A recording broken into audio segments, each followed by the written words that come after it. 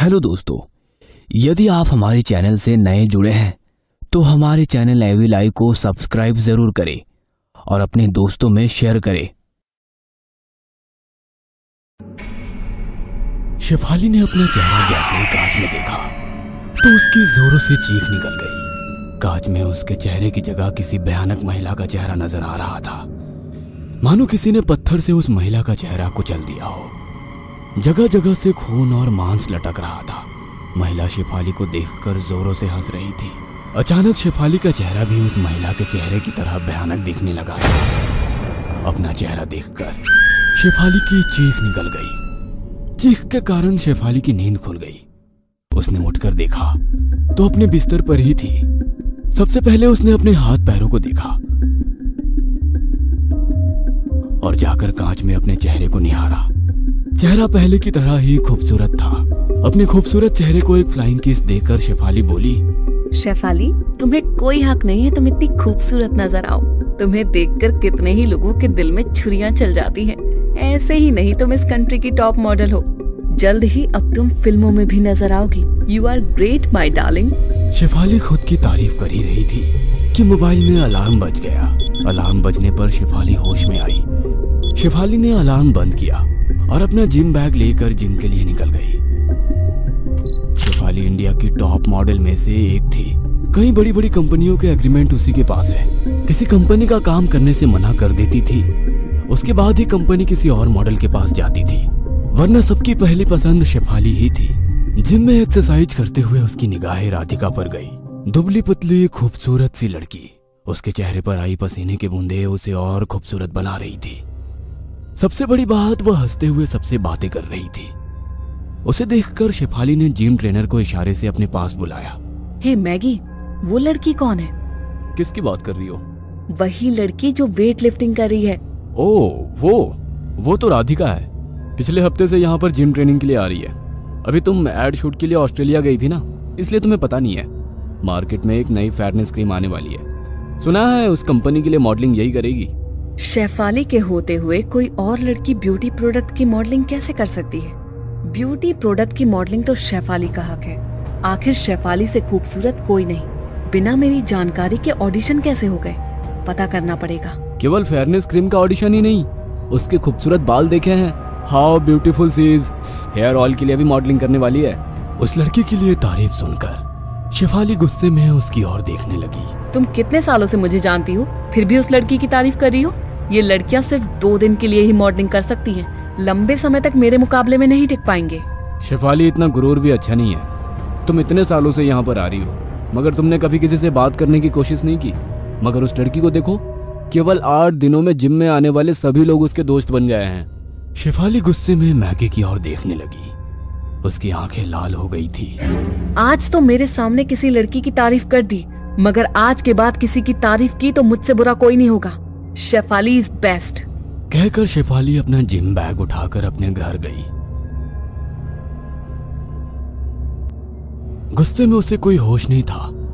गुस्से में अपने घर के बार में गई और रेड वाइन पीने लगी। अचानक से ध्यान आया कि रेड वाइन से नहाने से त्वचा भी खूबसूरत हो जाती है।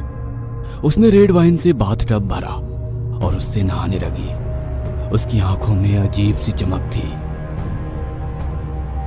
कुछ दिनों बाद शेफाली को हर ओर से राधिका की तारीफ सुनने को मिल रही थी।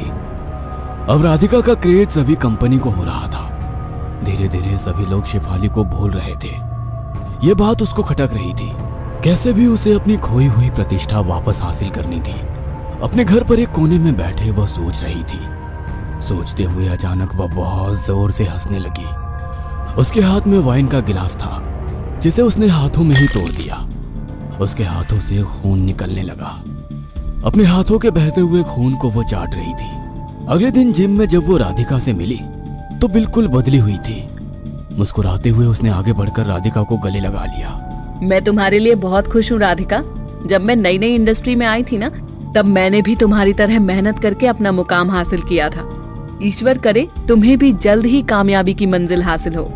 शेफाली की बातें सुनकर राधिका मुस्कुराई, मगर मैगी आश्चर्य से उन दोनों की ओर देख रहा था।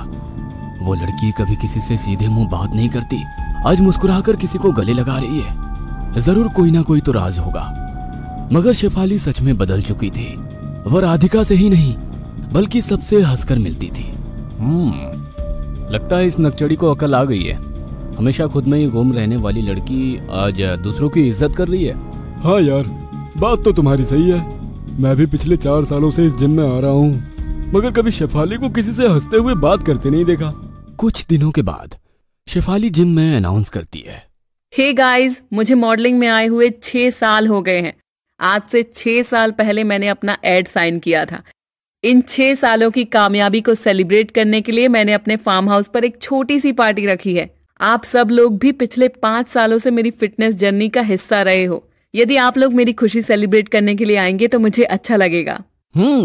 शेफाली बुलाए और हम लोग ना आए, ऐसा हो सकता है? हम लोग उस पार्टी में जरूर आएंगे। शेफाली सभी लोगों को इनवाइट करने के बाद राधिका के पास स्पेशली पहुंचती है और उसका हाथ अपने हाथों में लेकर बोली, राधिका प्लीज तुम्हें कल जरूर आना है। मेरा खूबसूरत फार्म हाउस तुम्हें बहुत पसंद आएगा। क्यों नहीं, मैं जरूर आऊंगी। राधिका के हाँ कहने पर शेफाली चेकिंग रूम में अपने हाथ की लगी चोट को फिर से खोदकर खून निकालकर चाटने लगी। अगले दिन सभी लोग शेफाली की पार्टी में पहुंचे। पार्टी में बहुत रौनक लगी हुई थी। ढेर सारे रिपोर्टर्स भी वहां मौजूद थे। सभी पार्टी को कवर कर रहे थे। शेफाली, हमने सुना है कि अब आपको कोई नए ऐड नहीं मिल रहे हैं। शेफाली गुस्से में उस रिपोर्टर की ओर देखती है। तुम रिपोर्टर के पास किसी की पर्सनल लाइफ में झांकने के अलावा कोई काम नहीं होता क्या? यहाँ इतने सारे सेलिब्रिटी आए हैं, उनके बारे में बात करने के बजाय मेरी पर्सनल लाइफ को डिस्कस कर रहे हो। मैम, हमारा वो मतलब नहीं था। हम तो केवल इतना जानना चाहते हैं कि आपने ऐसी पार्टी 2 साल पहले रखी थी जब आपके करियर को बीट करने के लिए नई मॉडल चारुलता आई थी। उस पार्टी के बाद चारुलता का कोई अता पता नहीं मिला। इस पार्टी के बाद नई उभरती मॉडल राधिका भी गायब ना हो जाए। अपनी जुबान पर लगाम दो, अपनी हद भूल रहे हो। सब जानते हैं चारुलता ने पार्टी की रात में बहुत सारी ड्रिंक कर ली थी। इतनी मुफ्त की शराब उसे हजम नहीं हुई और ना जाने कहां जाकर मर गई। मिडिल क्लास लोगों को जब भी मुफ्त का मिलता है तो उन्हें आसानी से हजम नहीं होता। No more questions please. Party पूरे शराब पर चल रही थी। सभी लोग बहुत एंजॉय कर रहे थे। शेफाली अपने हाथ में एक ड्रिंक लेकर राधिका के पास पहुंची। राधिका, ऐसे चुपचाप क्यों खड़ी हो? पार्टी एंजॉय करो। Have drink please. No ma'am, I can't drink. तुम अभी अभी इंडस्ट्री में आई हो, तुम्हें शायद पता नहीं कि पार्टी में ड्रिंक को ना नहीं किया जाता। Let's try it. Sorry ma'am, मैं नहीं ले सकती हूँ। कोई भी प्रोफेशन आपको कुछ भी ऐसा करने पर मजबूर नहीं कर सकता जो करना आपकी मर्जी के खिलाफ हो। फिर तो ये ड्रिंक है, वैसे भी सेहत के लिए हानिकारक है। जानबूझकर सेहत के साथ खिलवाड़ क्यों? राधिका की बात सुनकर शेफाली मुस्कुराकर वहां से चली जाती है और बाथरूम में जाकर दोबारा कांच के गिलास से अपना हाथ का घाव खोद लेती है और निकलता हुआ खून पीने लगती है। मन ही मन सोच रही थी कि राधिका तो ड्रिंक भी नहीं करती, अब इसे रास्ते से कैसे हटवाऊंगी। पार्टी खत्म होने वाली थी, सभी लोग जाने लगे। शेफाली ने राधिका को रोका और कहा, अरे तुम इतनी जल्दी कहाँ जा रही हो? पहली बार मेरे फार्म हाउस पर आई हो ना? रुको, मैं तुम्हें अपना पूरा फार्म हाउस घुमाऊंगी। पहाड़ों के बीच होने के कारण सुबह यहाँ का सनराइज का नजारा बहुत खूबसूरत होता है। नहीं मैम, आप खामखा परेशान हो रही हैं। मैं फिर कभी आऊंगी, अभी इजाजत दीजिए। राधिका की बातें सुनकर शेफाली को गुस्सा आ रहा था। कभी ड्रिंक नहीं करना, कभी रुकना नहीं। इस लड़की के नाटक कितने ज्यादा है। मगर फिर भी मुस्कुराते हुए बोली, राधिका, मैं आसानी से किसी की ओर दोस्ती का हाथ नहीं बढ़ाती, मगर ना जाने क्यों तुम्हें देखकर लगा कि तुम मेरे लिए अच्छी दोस्त साबित होगी। क्या तुम अपनी नई दोस्त की खुशी के लिए इतना भी नहीं कर सकती? राधिका शेफाली की इमोशनल बातों में आकर फार्म हाउस पर रुकने के लिए मान जाती है। सभी मेहमानों के जाने के बाद राधिका और शेफाली करीब बैठे थे। राधिका, तुम ड्रिंक तो करती नहीं हो, क्या तुम मेरा साथ देने के लिए प्लेन सोडा भी नहीं पी सकती हो? राधिका ने मुस्कुराकर सोडा का गिलास अपने हाथों में ले लिया। दोनों बातें करते करते छत पर पहुंच गए। छत के पीछे खाई थी। आपने बिल्कुल पहाड़ी के किनारे पर अपना फार्म बनाया है, आपको यहाँ से डर नहीं लगता? डर? कैसा डर? मैं तो अक्सर यहाँ रात में आती हूँ और घंटों इस खाई को निहारती रहती हूँ। आओ मेरे पास, हम लोग यहाँ छत के कोने पर बैठकर बातें करेंगे। मुझे इस तरह की ऊंचाई से डर लगता है, मैं यहीं ठीक हूँ। अब शेफाली का सब्र जवाब दे चुका था। उसने राधिका को घसीटते हुए छत के कोने पर खड़ा करने की सोची, मगर शेफाली अपनी पूरी ताकत लगाकर भी राधिका को उसकी जगह से नहीं हटा पा रही थी। उसने पलटकर देखा तो राधिका की जगह चारुलता खड़ी थी, सड़ी हुई लाश जो जगह जगह से कुचली हुई थी। चेहरा तो इतना भयानक मानो किसी ने पत्थर से कुचल दिया हो। जगह जगह से खून आ रहा था। उसे देखकर शेफाली ने उसका हाथ तुरंत छोड़ दिया और 2 कदम पीछे होती, मगर चारुलता हंसते हुए आगे बढ़ने लगी। क्या हुआ शेफाली, मुझे यहाँ से धक्का नहीं दोगी? अपने रास्ते से हटाना चाहती हो ना मुझे? हटा दो। लो, मैं खुद तुम्हारे करीब आ रही हूँ। चारुलता जैसे जैसे आगे बढ़ रही थी, शेफाली पीछे हटने लगी। शेफाली दीवार के एकदम कोने पर पहुंच गई थी। मुझे माफ कर दो चारुलता, मुझसे गलती हो गई। इस जगह से फेंका था ना तुमने मुझे, किसी को मेरी लाश भी नहीं मिली। आज तुम भी मरोगी, लेकिन मैं तुम्हें मौत नहीं दूंगी, बल्कि उससे भी बदतर सजा दूंगी। गुमनाम मौत तुम्हारे लिए बहुत छोटी सजा होगी। इसे अपनी सुंदरता का बहुत घमंड है। इसकी सजा यही है कि इसकी सुंदरता खत्म हो जाए। कहते हुए चारुलता ने शेफाली का पूरा शरीर नोच दिया, खासकर उसका चेहरा जो उसकी खूबसूरती का घमंड था। चारुलता, इस तरह अधमरा करके मत छोड़ो, मुक्ति दे दो मुझे भी। गुमनाम मौत नहीं, गुमनाम जिंदगी अब तुम्हारी सजा होगी। ना तुम ठीक से जी पाओगी और ना ही मर पाओगी। किसी के सामने जाने में भी तुम्हें शर्म आएगी। तुम्हारे कर्मों की सजा है कि तुम जीवन भर अकेली रहो।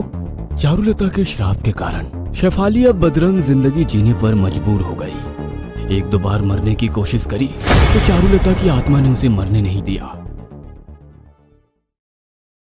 हेलो दोस्तों, यदि आप हमारे चैनल से नए जुड़े हैं तो हमारे चैनल एवी लाइव को सब्सक्राइब जरूर करें और अपने दोस्तों में शेयर करें